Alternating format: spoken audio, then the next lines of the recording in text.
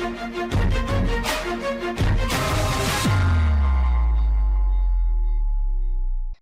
नमस्कार दोस्तों, मैं एडवोकेट उषा भगौर और आज आपके सामने फिर से हाजिर हूँ एक नए वीडियो के साथ और साथ ही साथ एक ऐसे टॉपिक के साथ जो समाज में आए दिन देखा जा रहा है।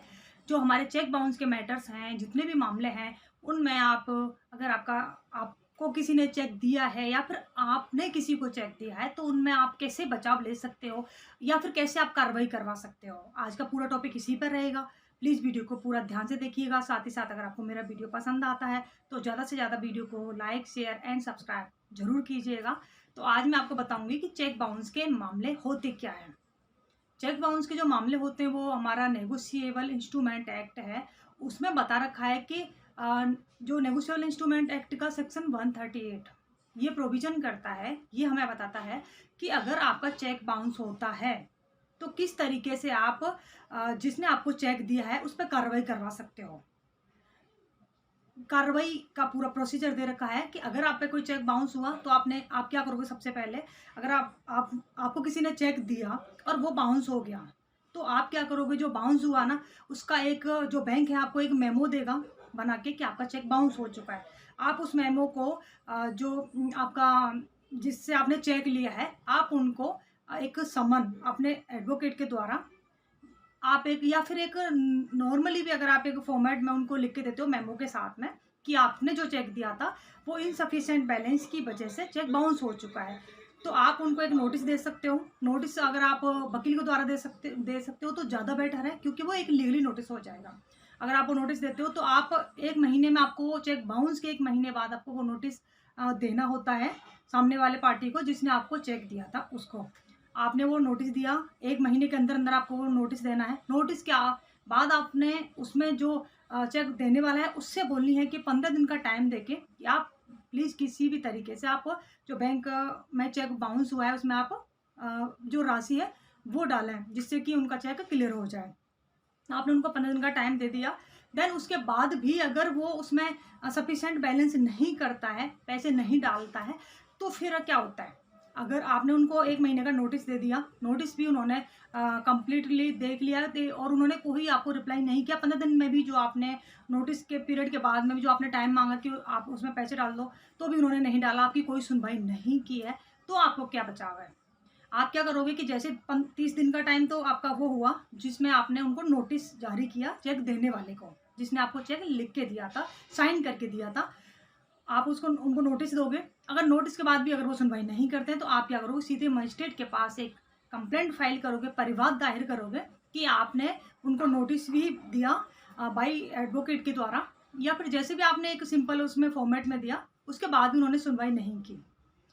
फिर अगर आप वो कंप्लेंट डालते हो मजिस्ट्रेट को, तो मजिस्ट्रेट फिर वो कंप्लेंट आपकी लेता है। उसके बाद 30 दिन का वक्त वो होता है और 15 दिन का वो है जो आपने उनको बोला है कि 15 दिन में आप सफिशिएंट बैलेंस करके चेक को क्लियर करवाएं।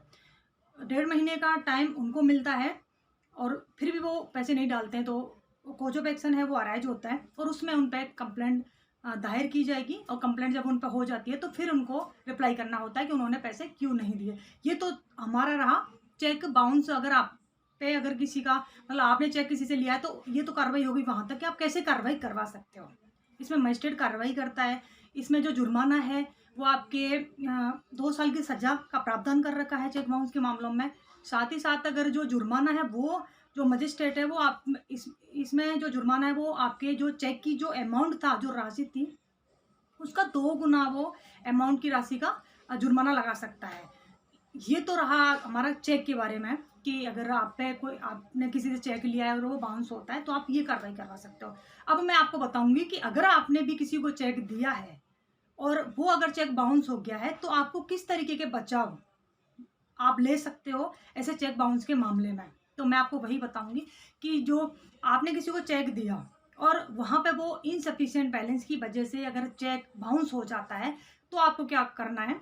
आपको सबसे पहले कहना है कि जो बैलेंस था वो मेरे अकाउंट में तो था, लेकिन मैंने क्या है, मेरे पास इनकी कोई ऐसी लायबिलिटी नहीं है जिसके लिए कि मुझे इनको पैसा दिया जाए, तो मैंने वो बैलेंस जो था वो रोक दिया और मैंने इनको पैसे नहीं ट्रांसफ़र करने के बैंक को ऑर्डर दिया था, तो वो ट्रांसफ़र नहीं हुआ।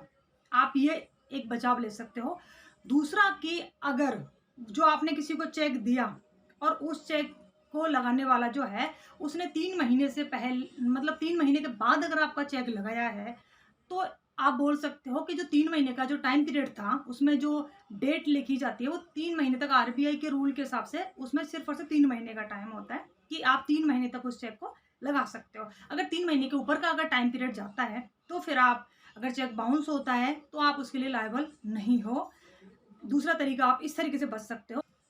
और तीसरा आप इस तरीके से बच सकते हो कि जैसे ही वो आपको नोटिस भेजता है सामने वाला, 30 दिन का जो नोटिस भेजता है सामने वाला, उन 30 दिनों में आप वो जो राशि है, जो आपने चेक में भरी हुई थी, उस राशि को आप उस अकाउंट में डाल के और उनको क्लियर करवा दें, उनको वो पैसा वापस लौटा दें विदिन 30 डेज़ में। अगर आप वो पैसा डिपॉज़िट कर देते हैं, उनके अकाउंट में दे देते हैं उनको राशि, तो वहाँ पे आप पे जो कोज़ ऑफ एक्शन है, जो बात का कारण है, वो वहीं की वहीं समाप्त हो जाएगा और आपको वहाँ बचाव मिल जाएगा विदिन 30 डेज़ अगर आप वो पैसे को उनको लौटा देते हो तो।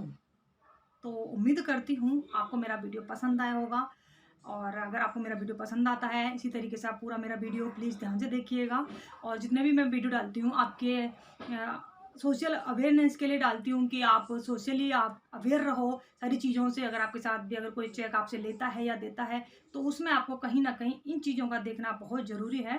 और अगर वीडियो अगर आपको पसंद आता है तो प्लीज़ लाइक, शेयर, सब्सक्राइब करना ना भूलें। धन्यवाद।